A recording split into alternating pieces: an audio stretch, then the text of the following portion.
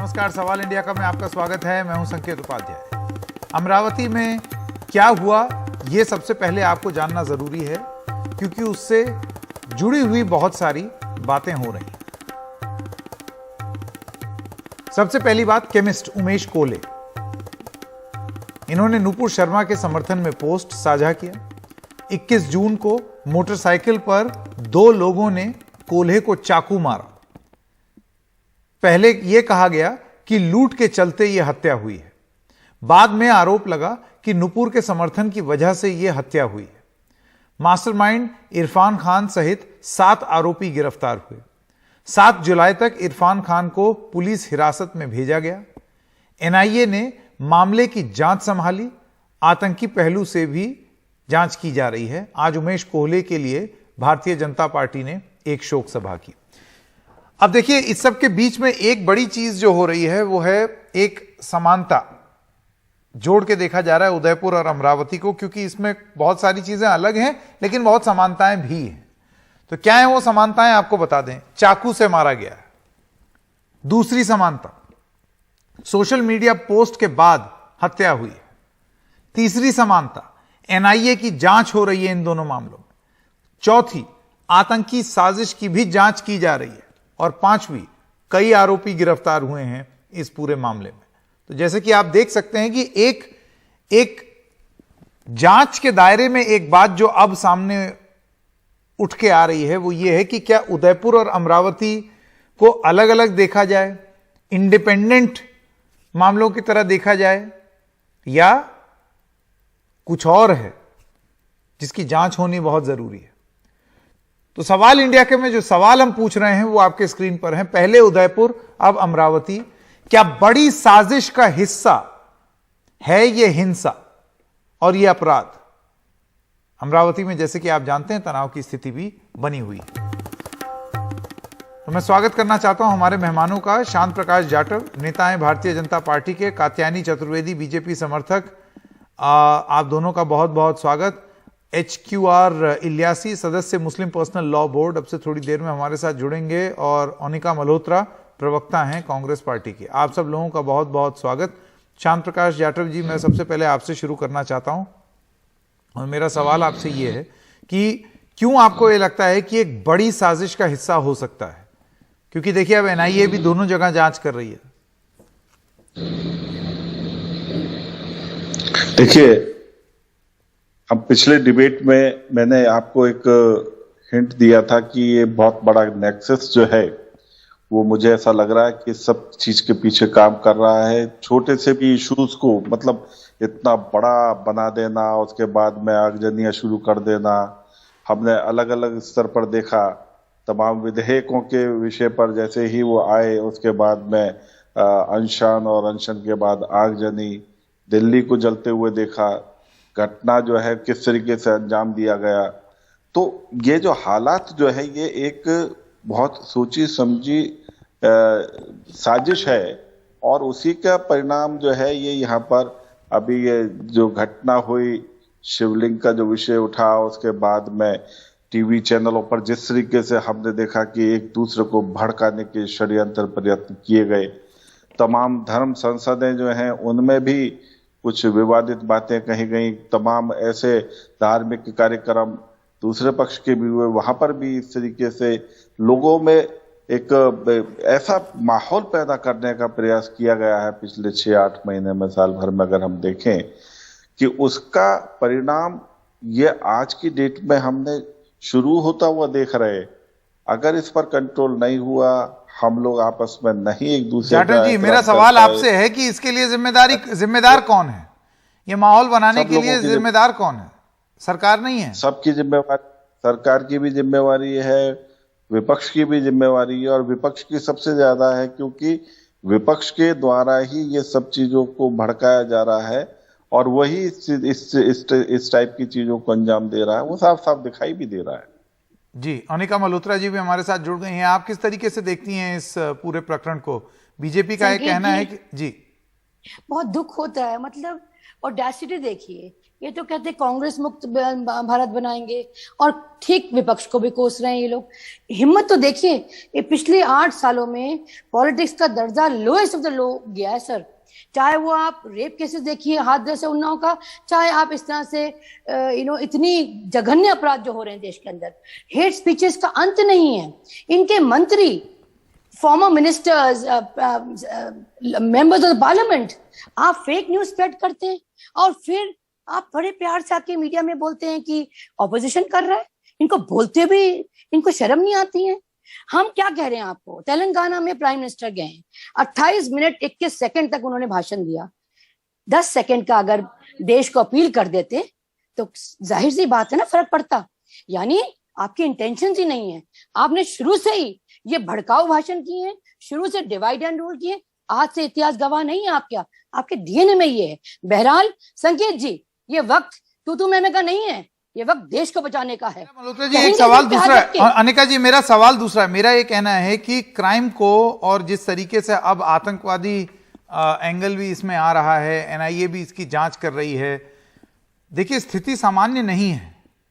और ऐसे में ये जिम्मेदार वो जिम्मेदार के बजाय अगर कानून का राज स्थापित हो, कानून का इकबाल स्थापित हो, तो उससे बहुत सारी चीजें सुधर सकती हैं।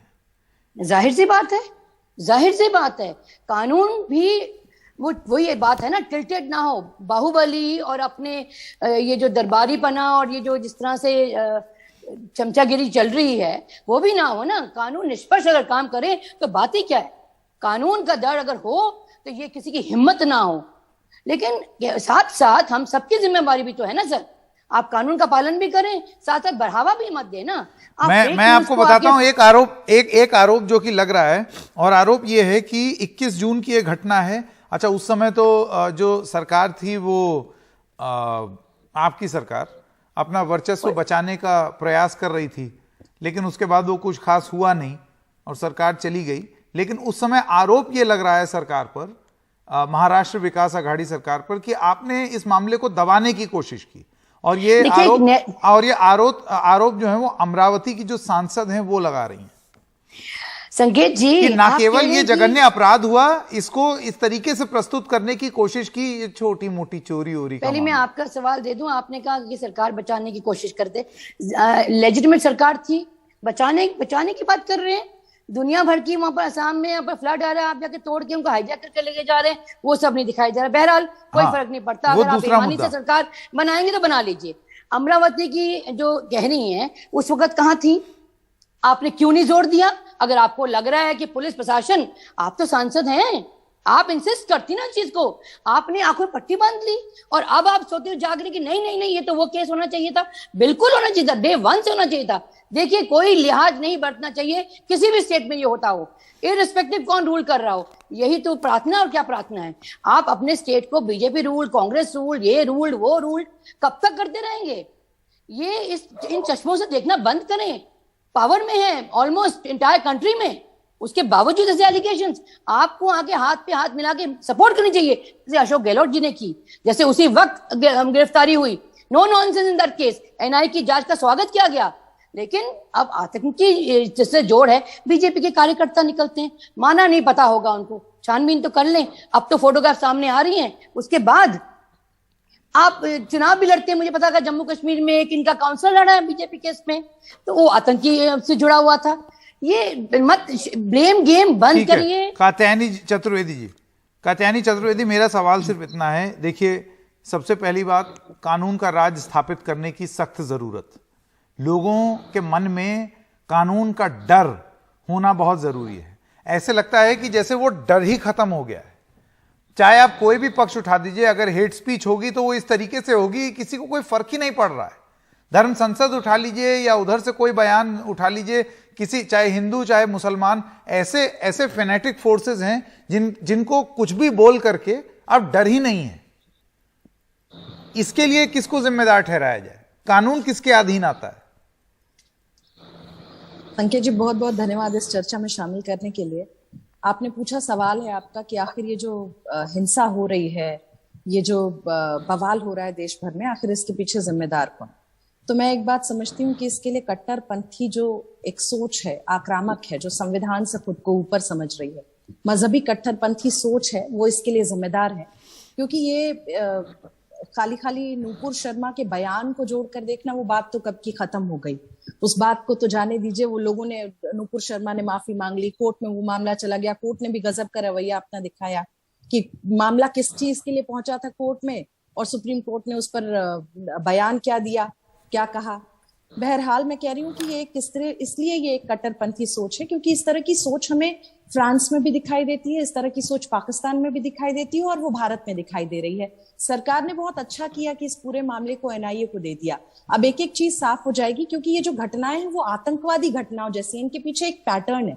क्या आप उदयपुर की बात कर लीजिए, क्या आप अमरावती की बात कर लीजिए, आप कह रहे हैं 21 जून को अमरावती की ये घटना होती है, उसके बाद उदयपुर में मामला आता है।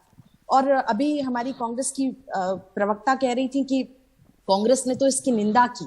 कांग्रेस दरअसल समझ ही नहीं पा रही है कि वो इसकी निंदा करे कि उसका बचाव करे, क्योंकि एक तरफ तो निंदा करती है और दूसरी तरफ उसी मजहबी सोच का बचाव करने उतर जाती है। क्यों उतर जाती है कांग्रेस? क्यों उतर जाती है? क्योंकि इनको तो लगता है कि अब हम अपनी राजनीति कहाँ कर पाएंगे, कैसे कर पाएंगे। अभी आपने भी कहा कि महाराष्ट्र में आपकी सरकार थी, आपने क्यों नहीं कदम आगे बढ़ाया? पुलिस आपकी थी, आपने पुलिस की बात की। अभी मैं देख रही थी बूंदी कलेक्ट्रेट का एक मामला है, पुलिस पीछे खड़ी है राजस्थान की। जब गहलोत सरकार इतनी भर्त्सना कर रही है, इतनी घटना की निंदा कर रही है, उनकी पुलिस की उपस्थिति में एक सज्जन खड़े होकर कहते हैं कि अगर इस तरह की हमारे नबी के खिलाफ गुस्ताखी में कुछ कहा जाएगा तो कत्लेआम मचा देंगे, आंखें निकाल ली जाएंगी, हाथ काट दिए जाएंगे, जबान खींच ली जाएगी। लेकिन कात्यायनी जी, मेरा सवाल, एक सेकंड कात्यायनी जी, इसी से जुड़ा हुआ मेरा सवाल आपसे भी है, और आपसे ये सवाल पूछने का मकसद ये है कि अगर ये कट्टरपंथी सोच एक तरफ है तो वो उन धार्मिक धर्म संसदों में भी कोई गुलाब नहीं बरसाए जा रहे थे, वहां पर भी इसी तरीके की भाषणबाजी हो रही थी और वहां के किसी भी इंसान को जल्दी से गिरफ्तार नहीं किया गया। बहुत टाइम तक उस पर एकदम लचर रवैया रहा। हाँ, आप ये बात जरूर उठाते हैं।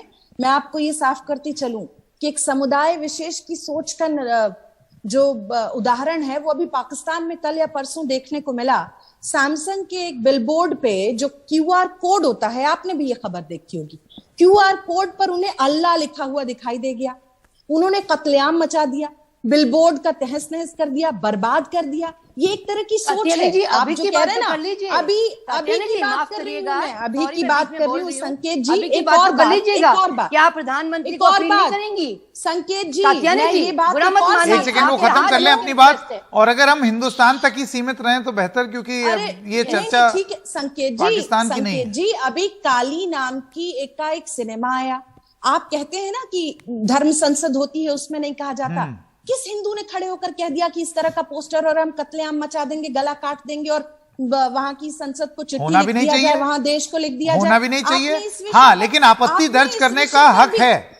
एक सेकंड, हिंदुओं को आपत्ति अपनी दर्ज करने का हक है कि आप इस तरीके का। मैं भी यही कह रही हूँ, बिल्कुल संविधान के तहत चलता है हमारा देश। एक सेकंड, आप देखिए कात्यायनी जी, गला रेत के आप इंसाफ कर देंगे? कात्यायनी जी, बिल्कुल नहीं, वो नहीं होगा। कोई भी कॉल टू आर्म्स या कॉल टू वायलेंस या वायलेंट मींस अगर कोई उसका प्रचार और प्रसार करता है तो वो गलत है। और सवाल यहां पर यही पूछा जा रहा है कि एक तरफ वीडियो बना करके ये बोला गया कि कोई भी अगर गुस्ताखी में बोलेगा तो सर तन से जुदा, तो धर्म संसद जो हो रहे थे उसमें भी फूल नहीं बरसाए जा रहे थे। हमने देखा कि उसमें भी ये बात हो रही थी कि शस्त्र उठा लो, शस्त्र उठा लो जी। अरे शस्त्र उठा लो, अगर आप इंतजार कर रहे हैं, सनातन संस्कृति से ये परंपरा है, शस्त्र की पूजा हमारे यहाँ होती रही, तो हमने किसका गला रेत दिया? हमारे ऊपर क्या पागलपन सवार है? क्या हम पागलपन की इंतहा तक जाकर एक दूसरे की आंख निकाल लेने और कत्लेआम की बात कर रहे हैं? पूरे देश में बताइए ना, इस तरह की स्थिति कहीं दिखती हो कि कोई हिंदू खड़ा हो गया? इसीलिए मेरा सवाल ये, देखिए, इस तरह की बात कही गई, एप्पल्स एंड ऑरेंजेस का कंपैरिजन नहीं हो सकता। मेरा एक ही छोटे सा सवाल है यहाँ पर, अगर भड़काऊ भाषण हो रहे हैं, मौलाना एजाज अख्तर वाइस प्रेसिडेंट है ऑल इंडिया शिया पर्सनल, एक सेकंड कात्यायनी जी, एक एक करके, मौलाना एजाज अख्तर, आप वाइस प्रेसिडेंट है ऑल इंडिया शिया पर्सनल लॉ बोर्ड के, आप भी हमारे साथ जुड़ गए हैं। देखिए, दो बातें हो रही हैं, एक नफरती माहौल और दूसरा उस नफरती माहौल के चलते हिंसा। कात्यायनी जी का कहना है कि अगर आप कुछ भी जस्टिफिकेशन दे करके गला रेत देंगे, मार डालेंगे और उसके बाद बहुत गौरवान्वित महसूस करेंगे, तो ये एक सभ्य समाज की देन नहीं है। ठीक उसी श्रृंखला में क्या हम इस चीज का बहुत संतोष मनाएं कि लोगों ने धर्म संसदों में नफरत फैलाई और उस तरीके से सड़क पर गले नहीं रेते गए जिसकी बातें हो रही थी। पॉइंट यह है कि कानून का राज हर स्तर पर अगर लागू हो, वो इकबाल अगर हो कानून का, तो ना नफरती बोल बोले जाएंगे और ना ही नफरती हिंसा होगी। देखिए, आपका बहुत सही सवाल है। मैं सबसे पहले तो ये बात आपसे बताऊं कि कोई भी हो, हमारा हिंदुस्तान एक आजाद देश है। संविधान में तमाम आजादी धर्मों की हमको मिली है। हमको यह हासिल नहीं है कि हम किसी भी मजहब के जिम्मेदार पर, किसी भी धर्म के रहनुमा के ऊपर कोई हम टिप्पणी करें या कोई हम ऐसा कमेंट करें। इसके लिए हिंदू, मुसलमान, सिख और ईसाई की बात नहीं है। जहां तक कि इस्लाम मजहब की बात है, हमारा इस्लाम मजहब कभी हमको ये नहीं सिखाता, कभी हमको ये तालीम नहीं देता कि आप किसी मजहब के पेशवा को, उसके रहबर को आप बुरा भला कहिए। जहां तक के नुपुर शर्मा की बात है, उन्होंने प्रॉफिट ऑफ इस्लाम के बारे में गुस्ताखी की और उससे जो देश में माहौल खराब हुआ और माहौल पैदा हुआ, ये चीज जो है जिसके अंदर सुप्रीम कोर्ट ने टिप्पणी की है, ऑनरेबल सुप्रीम कोर्ट। नहीं एजाज अख्तर साहब, मैं आपसे सवाल ये पूछता हूं कि अगर उन्होंने कोई टिप्पणी की, अभद्र बात बोली, तो क्या उसका जस्टिफिकेशन ये है कि लोग पत्थर उठा लें, चीजें तोड़ फोड़ दें? बिल्कुल नहीं है।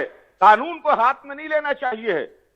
अगर किसी ने भी इस तरह बहुत ही भयानक बात है, या गला रेत दें। किसी ने अगर कानून के हिसाब से एक कार्रवाई हो और अगर वो ना होती दिख रही है, तो उसका ये मतलब थोड़ी है कि कानून हाथ में ले लिया जाए।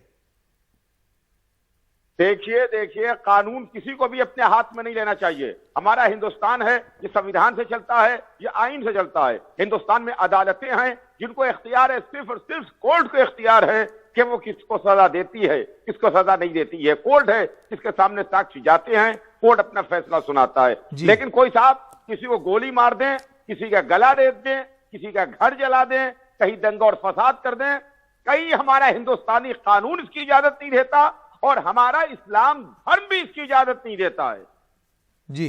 हमारा मजहब भी इसकी इजाजत नहीं शांत देता प्रकाश जाटव जी, मैं आपके पास वापस आना चाहता हूं और सवाल फिर से घूम करके वही जरूरी और महत्वपूर्ण और बड़ा सवाल, कौन से लोग हैं जिनको मजहब इजाजत नहीं देता, बावजूद इसके वो आंखें निकाल लेने की बात करते हैं।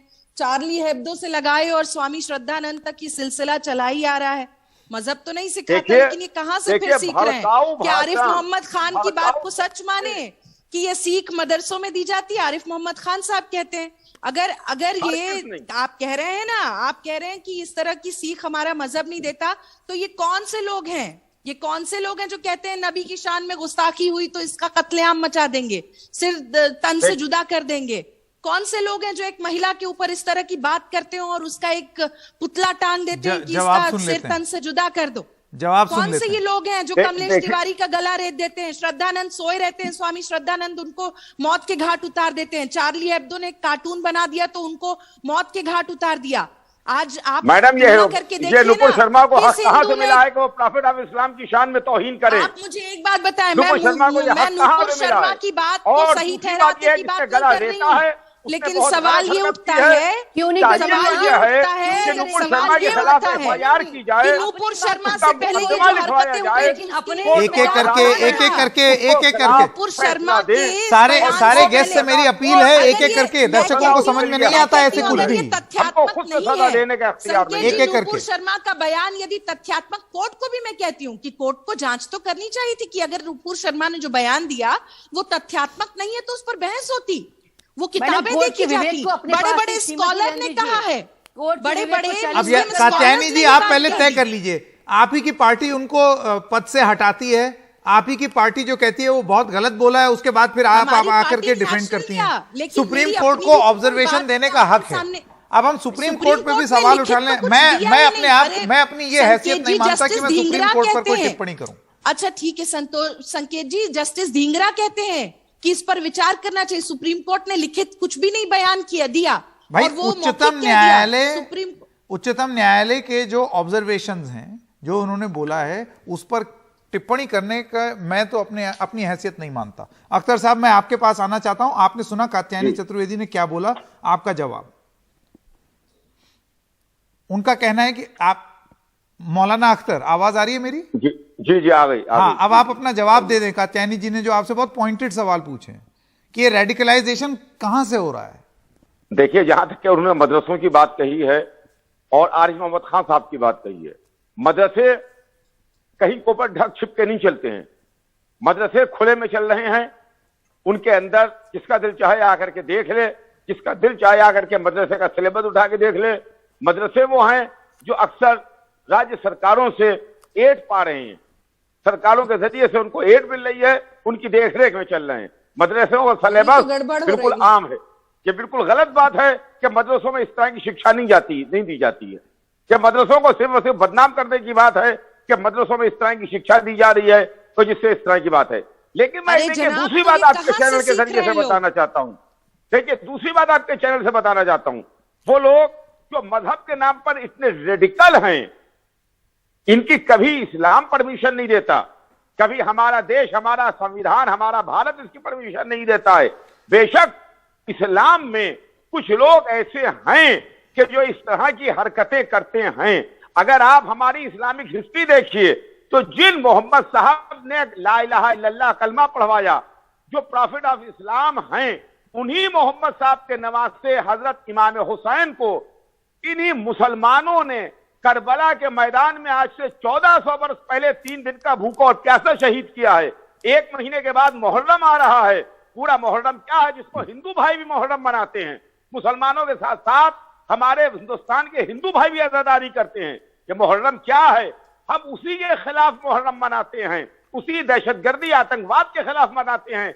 जिन्होंने 6 महीने के बच्चे को पानी नहीं दिया था, 3 दिन का प्यासा रखा था। चलिए, और तीर मैं अब एक जो बुनियादी प्रश्न है यहाँ पर आगे बढ़ते हैं। मुझे बुनियादी प्रश्न पूछने दीजिए। शांत प्रकाश जाटव जी से अगला सवाल, उसके बाद अनिका मल्होत्रा जी।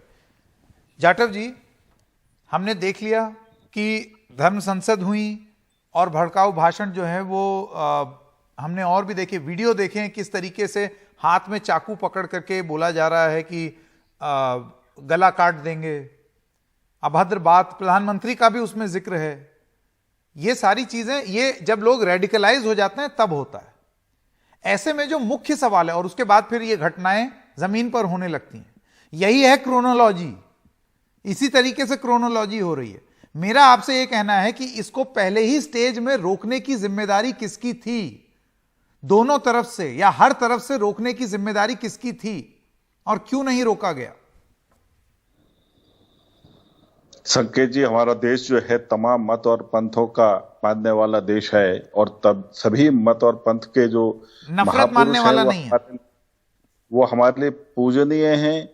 उनके जो परिवार, जैसे हजरत मोहम्मद साहब और उनकी पत्नी, वो हमारे लिए माता और पिता के समान है। ठीक उसी तरीके से मदर मैरी, वो भी हमारी माँ के समान है। उसी तरीके से मैं समझता हूँ कि वह लोग भी हमारे सभी देवी देवताओं को देव और देवताओं के रूप में ही देखते हैं, सबका सम्मान करते हैं। कुछ ऐसी ताकतें हैं जो इस देश के अंदर अमन और शांति नहीं चाहती, वो लोग अपना काम कर रहे हैं। हम सब लोगों को मिलकर के संगठन बनाने चाहिए, उन लोगों पर नजर रखनी चाहिए, सरकार को उन लोगों से अवगत कराना चाहिए कि ये लोग जो है हमारे बीच में कुछ इस तरीके का माहौल बना रहे हैं। सोशल मीडिया पर भी हमको सशक्त होना, वो थोड़ा सचेत रहना पड़ेगा, ताकि किसी प्रकार की कोई इस प्रकार की गतिविधियां कोई दिखाई दे रही हैं तो वो भी हम आप देखिए अनिका जी, जिस तरीके से बातचीत सामने आई। और वापस मैं अमरावती पर जाता हूं। अमरावती पर इसलिए जाता हूं क्योंकि महेश कोहले, जो कि उमेश कोहले के भाई हैं, उनका एक कहना था कि इसमें जो लोग गिरफ्तार हुए हैं या किए गए हैं पुलिस द्वारा, बहुत सारे लोग एक व्हाट्सएप ग्रुप में थे, परिचित थे, जान पहचान के लोग थे। तो ये किस तरीके से ये कार्रवाई, आपको लगता है कि ये इसके लिए एक बहुत जरूरी ये हो गया है कि तुरंत कानून का राज स्थापित होना चाहिए, वरना एक ऐसी भयानक स्थिति बन जाएगी कि समझ में ही नहीं आएगा कि किस पर भरोसा करें, किस पे नहीं करें। देखो संकेत जी, बिल्कुल आपका जो बॉटम लाइन है वही आपका आधार है कि कानून का राज तो होना ही चाहिए। सोशल मीडिया, साइबर क्राइम बढ़ते चले जा रहे हैं, लेकिन साथ साथ मैं ये भी कहूंगी सर कि राजनीति में जब धर्म को सॉफ्ट टारगेट करके आप इस्तेमाल करेंगे तो ये स्थिति तो बनती चली जाएगी, इररिस्पेक्टिव हिंदू हो, मुस्लिम हो, सिख हो, ईसाई हो। तो जब तक हम इसको डिवाइड नहीं करेंगे और राजनीति को राजनीति ढंग से करेंगे, मुझे लगता नहीं कैसे माहौल आगे बनेगा। लेकिन मैं फिर रिपीट करूंगी, पिछले 8 सालों में माहौल बद से बदतर हुआ है और बहुत ही टॉक्सिन हुआ है। बट हमें इसके लिए इलाज तो ढूंढना ना सर। जैसे आपने कहा ब्लेम गेम है ना, हो गया, कब तक गर्दनें कटाते रहेंगे एक दूसरे की। तो सोशल मीडिया में देखिए जहर उगलते हैं, इररिस्पेक्टिव मैं कहती हूँ, मैं नहीं कह रही हम दूसरे धुले या वो दूसरे धुले, हम और तुम करने लगे हम, ये तो हम सबका देश है ना sir. Let's all get together and bottom line ये है कि कानून का राज हो और अमल हो इस चीज पे। कोई भी सामने जब मंत्री हो, जिसका बेटा हो, आज एक दलित महिला की मध्य प्रदेश में जला के उसकी हत्या कर दी गई है। हाथरस का आज तक इंसाफ नहीं मिला।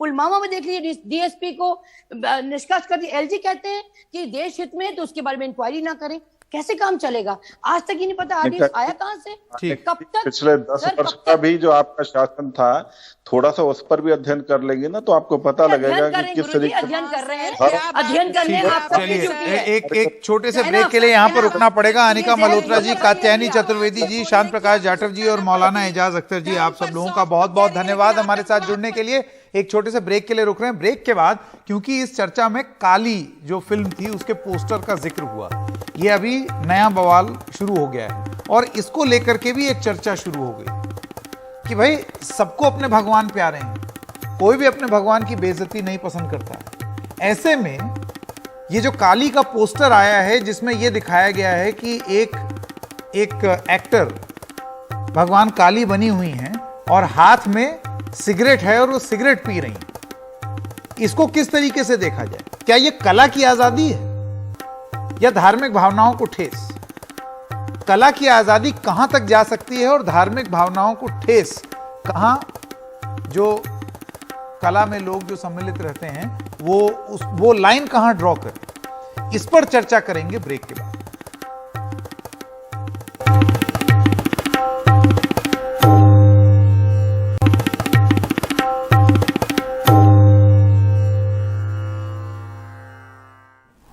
और आइए अब अपनी दूसरी चर्चा शुरू करते हैं और सबसे पहले आपको वो पोस्टर दिखाएं जो विवादित पोस्टर है। ये एक डॉक्यूमेंट्री फिल्म है जिसका नाम है काली और इसके पोस्टर में एक बार फुल फ्रेम आप देखिए। इस पोस्टर में आप देख सकते हैं कि एक काली की एक भूमिका निभा रही हैं जो एक्टर हैं, अभिनेत्री, और उनके हाथ में एक सिगरेट है। अब यहां पर एक बड़ा महत्वपूर्ण सवाल आता है कि भगवान का अगर आप किरदार निभाएं और उसके बाद फिर भगवान को सिगरेट पीते हुए दिखाएं आप, तो इसको धार्मिक भावनाओं को ठेस के दृष्टिकोण से देखा जाए या कला की आजादी की तरह देखा जाए? यह कैसी कला है? क्योंकि इसको लेकर के तमाम सवाल उठाए जाएंगे कि एक तरफ एक भगवान की शान में कुछ बोल देना, अभद्र टिप्पणी करना, वो गलत है, वो बेबुनियाद है, वो ठीक नहीं है। तो फिर क्या ये ठीक है? इस तरीके की तुलना अब होनी शुरू हो गई है। राहुल ईश्वर और तहसीन पूनावाला हमारे साथ अब जुड़ गए हैं इस बात को बेहतर समझने के लिए कि वो किस तरीके से इसको देखते हैं। आप दोनों का बहुत बहुत धन्यवाद। राहुल ईश्वर, मैं पहले आपसे पूछना चाहता हूं, सबको अपने भगवान प्यारे हैं, सब लोग भगवान को पूजते हैं, इस वजह से अगर भगवान के प्रति जो लोग आस्था रखते हैं वो जब इस तरीके का पोस्टर देखेंगे उनकी धार्मिक भावनाओं को ठेस पहुंचेगा। लेकिन फिर आर्गुमेंट दिया जाता है कला की आजादी का। मैं आपसे जानना चाहता हूं कि आप इसको किस तरीके से देखते हैं? संकेत जी, along with responsibility, लिबर्टी के साथ रिस्पॉन्सिबिलिटी होना चाहिए, क्रिएटिविटी के साथ सेंसिटिविटी होना चाहिए। हम एक बहुत डाइवर्स वर्ल्ड में जी रहे हैं, इसलिए mutual respect is a must. जैसे माता काली या होली मदर मेरी या हजरत आयशा, किसी भी रिलीजियस और स्पिरिचुअल फिगर हो, उससे डीफेम, डेनिग्रेट, डीमीन नहीं करना चाहिए। प्रॉफेट मोहम्मद सल्लल्लाहु अलैहि वसल्लम के खिलाफ जो नूपुर शर्मा ने कहा, सभी लोग उसका कड़ी निंदा किया। मैं एक हिंदू एक्टिविस्ट हूँ, मुझे ये बात कहने में गर्व है कि हमारा ग्रुप था फर्स्ट कंप्लेन करना, एक इनोसेंस ऑफ मुस्लिम्स एक मूवी था जो हमारे मुसलमान भाइयों को डीमीन कर रहा था और प्रॉफिट मोहम्मद को भी डीमीन कर रहा था। हम IRB मिनिस्ट्री से उसके खिलाफ एक कंप्लेन भी किया, क्योंकि हम एक बहुत सेंसिटिविटी के साथ, रेस्पेक्ट से साथ, म्यूचुअल रेस्पेक्ट के साथ जी रहा है। इसलिए हमारा संविधान, कॉन्स्टिट्यूशन और हमारा भारतीय संस्कृति और इंडियन कल्चर, ये रेस्पेक्ट, सेंसिटिविटी, रिस्पॉन्सिबिलिटी, ये सब में एम्फेसिस देता है। लीना ने जो किया, लीना पब्लिसिटी हंग्री है, वो पब्लिसिटी के लिए, आईबॉल्स गार्नर करने के लिए इसी तरह का प्रोवोकिंग किया, ये ठीक नहीं है। मैं बहुत हम्बल तरीके से आगा खान म्यूजियम जो है एक बहुत बड़ा आर्ट स्पेस है, उसे ये रिक्वेस्ट करूंगा कि लीना जैसे हेट मॉन्गर्स के लिए हेट पोस्टर्स बनाने वालों के डिसोसिएट करें। ये बहुत बुरी बात है, ये हिंदुओं के भावनाओं को ठेस पहुंचा है। हर फीलिंग्स आर हर्ट, सो इसीलिए इसमें लीगल कार्रवाई होना चाहिए, उसके साथ सेंसिटिविटी और म्यूचुअल रेस्पेक्ट होना चाहिए। बिल्कुल। तहसीन, मैं आपके पास आना चाहता हूं और आपसे जानना चाहता हूं, आप किस तरीके से देखते हैं इसको? आपने जो दोनों तरफ से जो आर्गुमेंट्स दिए जा रहे हैं उनको सुना है। अगर नबी की शान में गुस्ताखी है जिसको बर्दाश्त नहीं किया जाएगा या किया जाना चाहिए, लेकिन वो हिंसक भी नहीं होनी चाहिए, उसी तरीके से यहां पर भी अगर कुछ लोगों की धार्मिक भावनाओं को ठेस पहुंच रहा है बिन हिंसा के, तो उसमें गलत क्या है? संकेत, थैंक यू, आपने मुझे शो पे शिरकत करने का मौका दिया। मैं एक या दो चीज आपके सामने रखना चाहता हूं।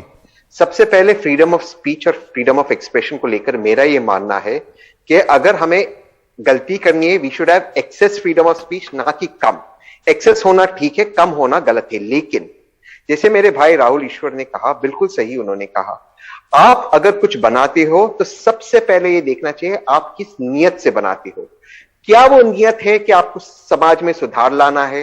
क्या वो नियत है कि आपको प्रश्न उठाना है? या वो नियत है आपको सस्ती पब्लिसिटी चाहिए? सबसे पहली चीज है। दूसरी चीज, मैं ये पूरी तरह से मानता हूं कि freedom of speech, freedom of expression, खास करके आर्टिस्ट को लेकर वहां पर कोई सेंसरशिप नहीं होनी चाहिए। लेकिन ये ना हो कि सेंसरशिप सिर्फ एक जगह पर ना हो, एक धर्म को लेकर ना हो, फिर वो फ्रीडम ऑफ स्पीच आपको सभी धर्म में माननी होगी। आप ये नहीं कह सकते कि इस धर्म में देखिए आपको जो प्रश्न उठाना है आप उठाइए, फ्रीडम ऑफ स्पीच होनी चाहिए, आप सवाल नहीं पूछ सकते। लेकिन जो दूसरा धर्म है वहां पर आप ये सवाल नहीं उठा सकते। विदाउट वायलेंस, शांति से, अगर कोई लोग इस प्रोसेस से अगर उनको इस प्रोसेस से ऑब्जेक्शन है, वो अपने प्रोटेस्ट रजिस्टर करें शांतिपूर्वक तरीके से, कानूनी तरीके से। ठीक उसी तरह जैसे नुपुर शर्मा ने जो कहा गलत था, बिल्कुल गलत था, उसके तहत कार्रवाई होनी चाहिए। लेकिन आप ये कहो कि मैं हिंसा करूंगा नुपुर शर्मा के खिलाफ, उसका सर काटूंगा, सर तन से जुदा करूंगा, वो गलत है। हिंसा दोनों पक्ष को नहीं करनी चाहिए। फ्रीडम ऑफ स्पीच बराबर दोनों पक्ष के लिए होना चाहिए और नियत होनी चाहिए। अगर आप जबरदस्ती टीवी न्यूज चैनल पर आकर रसूल सल्लल्लाहु अलैहि वसल्लम का अपमान करो, वो गलत है। अगर आप जबरदस्ती कोई पोस्टर बनाओ जिससे किसी एक धर्म का अपमान हो, वो गलत है। तो मैं ये मानता हूं। आपको क्या लगता है, ये पोस्टर वापस ले लेना चाहिए, माफी होनी चाहिए? आपको क्या लगता है? क्योंकि देखिए बहुत सारे ऐसे भी लोग हैं जो समर्थन में उतर आए, उनका यह कहना है कि फिर तो एक कलाकार की आजादी क्या रह जाएगी। लेकिन सवाल यही है कि ये कैसी आजादी जिसमें आप भगवान को सिगरेट पीते हुए दिखा रहे हैं? ये तो मतलब क्रिएटिविटी को आप कहां तक लेके जाएंगे? अगर आपको मां काली डिपिक्ट ही करना है तो आप मां काली को इतने सारे रूपों में डिपिक्ट कर सकते हो। आप मतलब मुझे कोई हिस्टोरिकल कॉन्टेक्स्ट नहीं मिला या माइथोलॉजिकल कॉन्टेक्स्ट जहां मां काली सिगरेट पीती है, मुझे कहीं नहीं दिखा ये कॉन्टेक्स्ट। तो अगर आपको कुछ दिखाना है उसमें तो आप उसे ठीक से दिखाए। अगर आपकी नियत है कि आपको सिर्फ सोशल मीडिया और न्यूज चैनल्स पे अटेंशन लेना है जिसके कारण आपकी मूवीज को पब्लिसिटी मिले, नहीं, अब अटेंशन तो मिल गई ना। देखिए सीधी सी बात है राहुल ईश्वर, आप और हम यहां पर बैठ करके चर्चा कर रहे हैं, तो ये जो जिसने पोस्टर बनाया है, जिन्होंने एक्टिंग की है, उनका मकसद तो सिद्ध हो गया। लेकिन यहां पर एक बड़ा बुनियादी प्रश्न है, और वो प्रश्न ये है कि जो लोग आर्ग्यूमेंट्स देते हैं कि हमारे भगवान के बारे में ना बोलो, गुस्ताखी नहीं बर्दाश्त की जाएगी या बेअदबी नहीं बर्दाश्त की जाएगी, फिर बहुत सारे लोग, सहिष्णु लोग ये भी बोल सकते हैं कि हम हिंसा नहीं करेंगे, लेकिन हमको ये आपत्तिजनक लगता है, ये ठीक नहीं है। संकेत जी, जैसे तहसीन भाई ने कहा, नॉन वायलेंस नॉन नेगोशिएबल है। किसी भी रीजन हो, किसी भी वजह हो, नॉन वायलेंस ये नॉन नेगोशिएबल है। ये एक लक्ष्मण रेखा है जो हम कभी पार नहीं कर सकते। दूसरी वाला चीज, मैं एक हिंदू एक्टिविस्ट हूँ, मगर जब भी पैगंबर मोहम्मद साहब के बारे में बोलता हूँ, मैं सभी सल्लल्लाहु अलैहि वसल्लम ही बोलता हूँ, क्योंकि ये मार्क को रेस्पेक्ट है, हमारा मुसलमान भाइयों के लिए एक रेस्पेक्ट है, और होली जीसस क्राइस्ट बोलता हूँ। इसीलिए सभी धर्मों को रेस्पेक्ट कर देना एक कल्चर है। लीना जैसे व्यक्ति, जैसे तहसीन भाई ने कहा, पर्पसफुली प्रोवोक करेगा पब्लिसिटी के लिए, इसीलिए एक लीगल एक्शन होना चाहिए। इसीलिए आईपीसी 153 है, 295 है, डेलिबरेट आउटरेजिंग ऑफ रिलीजियस और स्पिरिचुअल फीलिंग और कम्युनिटी फीलिंग्स। आपको लगता है ये 295A का मामला है?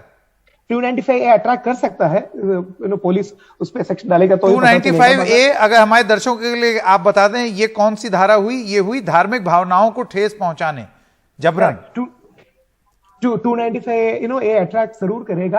अगर लीना जब भी क्रिटिसिज्म आया हेट मॉन्गरिंग के खिलाफ, वो डिफेंड रखा, वो यही कहा कि ये मेरा फ्रीडम है, मैं उसके बहुत सारा ड्रामा किया। मैं sorry to use the word drama, but unfortunately इसी तरह की पीपल एक बैड प्रीसिडेंट और बैड कल्चर सेट कर रहा है। ये कल्चर रॉन्ग है। हमारे लीगल, आप लेफ्ट होगा, मैं राइट होगा, सेंट्रिस्ट होगा, कि जो कोई भी हो पॉलिटिकल स्पेक्ट्रम में, इसी तरह का हेट मॉन्गरिंग और इसी तरह की lowering the standard should never be encourage. और लीना जैसे लोगों को हम जी, तहसीन अभी थोड़ी देर पहले हम चर्चा इस चीज पर कर रहे थे, जो अमरावती का मामला है, और उस मसले में बात यही हो रही थी कि कानून का इकबाल या कानून का राज अगर कायम नहीं होगा तो उसके बाद दोनों तरफ लोग नफरत फैलाएंगे, और उसके बाद वो नफरत कुछ लोग जमीन पर हकीकत में भी उतार देंगे।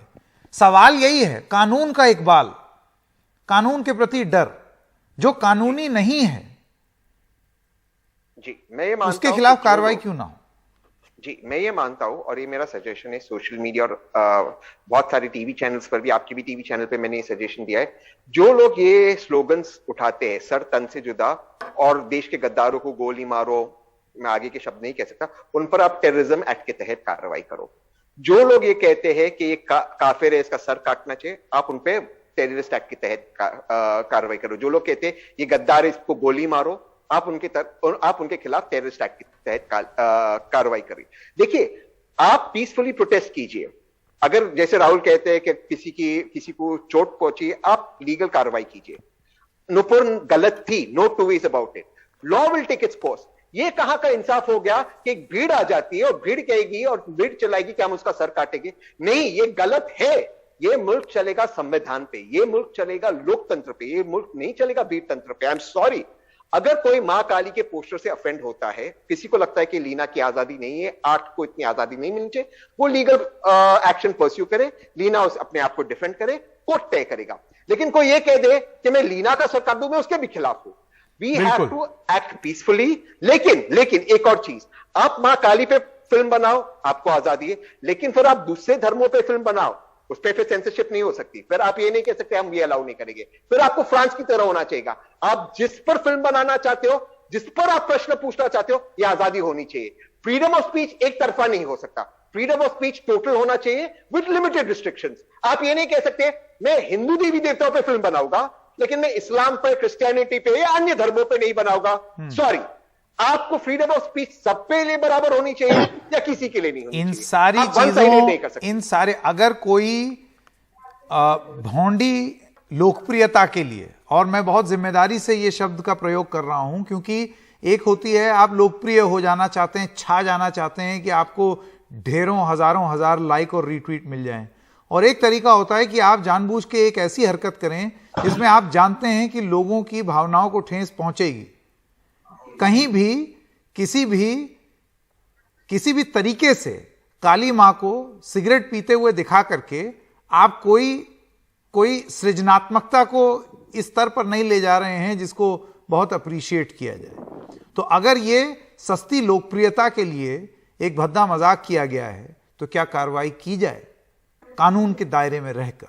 यह एक बड़ा सवाल है। राहुल ईश्वर और तहसीन पूनावाला, आप दोनों का बहुत बहुत धन्यवाद। एक छोटे से ब्रेक के लिए रुक रहे हैं, अभी हाजिर होते हैं।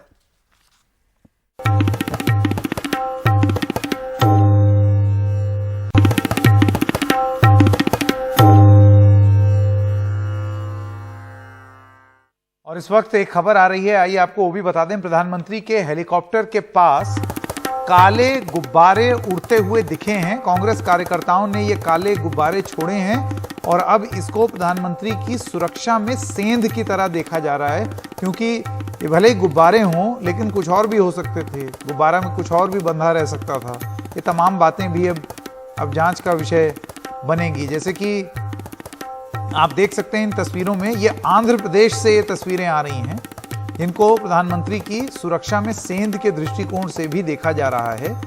कांग्रेस के कार्यकर्ताओं ने काले गुब्बारे छोड़ दिए। वहां पर उनका चॉपर खड़ा था प्रधानमंत्री का, तो कांग्रेस पार्टी के जो कार्यकर्ता हैं उन्होंने सोचा कि ये एक नायाब तरीका है विरोध प्रकट करने का कि काले गुब्बारे उड़ा दें, लेकिन अब ये इसको सुरक्षा में सेंध की तरह देखा जा रहा है।